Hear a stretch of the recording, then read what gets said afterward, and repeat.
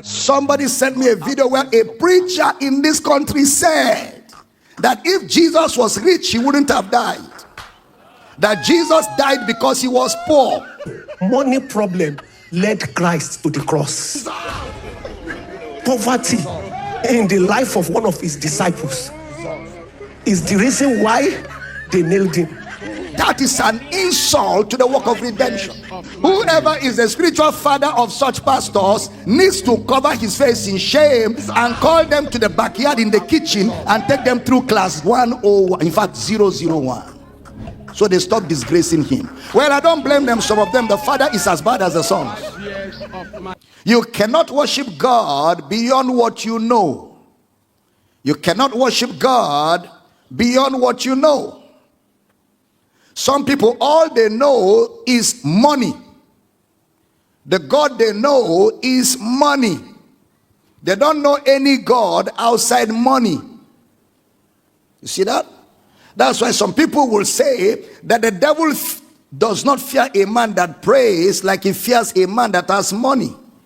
The devil likes prayer, he fears prayer, but he's not afraid of you if you don't have money. Because the God they know is money. Bible says whose God is their stomach. Bible says you cannot serve God and mammon. So you're either serving God or you're serving mammon. Some people, their God is money. They don't see God beyond money. Filthy lucre. Otherwise, how can somebody say that you cannot be claimed to be righteous if you are poor? That there is no poor man that is holy. That there is no poor man that is holy. Poverty is a sign of ungodliness. To be poor means there is sin in your life. So holiness is synonymous with money. In fact, somebody sent me a video where a preacher in this country said that if Jesus was rich, he wouldn't have died. That Jesus died because he was poor. Money problem led Christ to the cross. Poverty in the life of one of his disciples is the reason why they nailed him. That is an insult to the work of redemption. That is a total assault on the gospel. And those useless Supreme Council of hypocrites will not call such a person out because they are members of that cabal where money is their God. When people like us preach Christ, they attack us because they are far from Christ, whose God is their stomach. How can somebody say that Jesus died because he didn't have money? That they used 30 pieces of silver to kill him. That if he was rich, it wouldn't have succeeded. He is even worse than Peter, who said, Jesus, you will not die.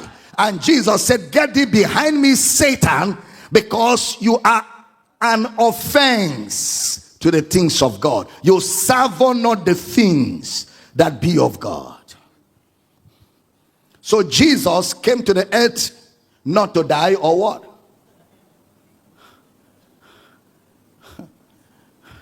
And that is a message in an entire convention, global convention, that if Jesus had money, that when Joseph of Arimathea showed up, who was a billionaire, he told Herod, I know that guy is my guy. Herod said, oh, we didn't know you know him, we wouldn't have killed him. Anyway, we are sorry for killing him, you can have his body. That it took a millionaire to just collect the body and bury it. These people, I don't know whether they even read Bible, or they just read village parables or village tales by moonlight. Jesus came to the earth to die. Ought not Christ, oh fools, oh zumi, oh fools, slow of heart to believe all that the prophets have spoken. Ought not Christ to have suffered these things and to enter into his glory?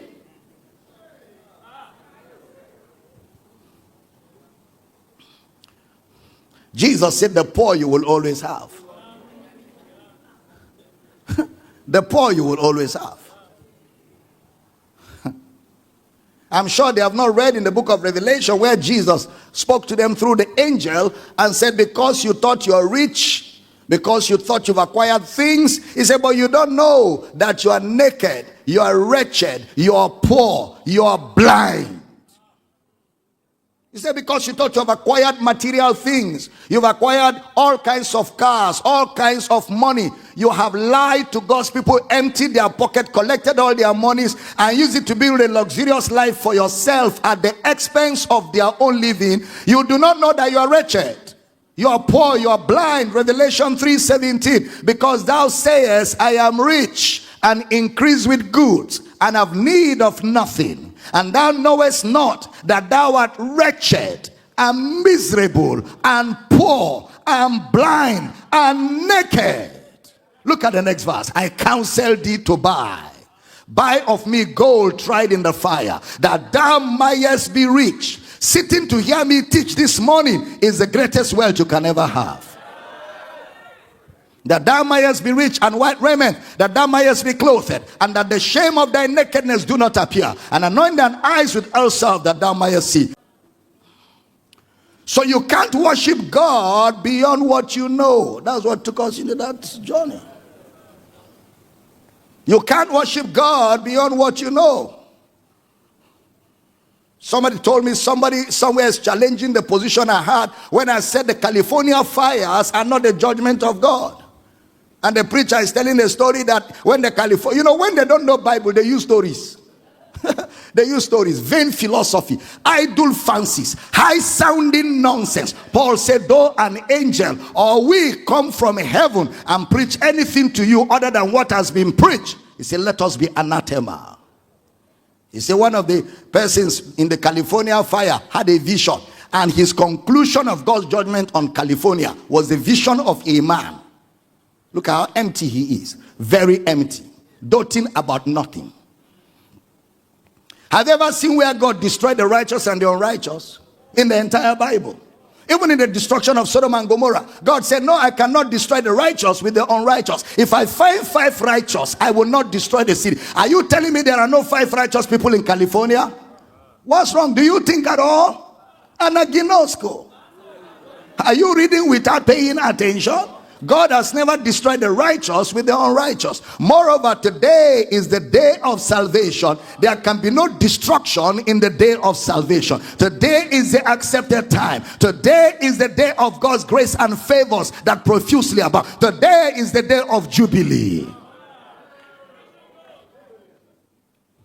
And it's not the will of God for anybody to perish.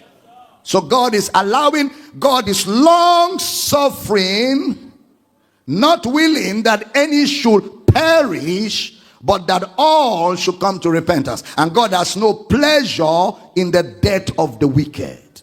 So we are sent to carry the gospel and keep preaching it until all the nations of the earth are blessed. But one day will come when the day of grace will be over, and that will be the end of the age, and that is where judgment begins.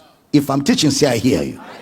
We say, come, let us teach you Bible. You are doing gra. Little boys will be correcting you now. I'm being merciful to correct you like this. You can't worship God beyond what you know.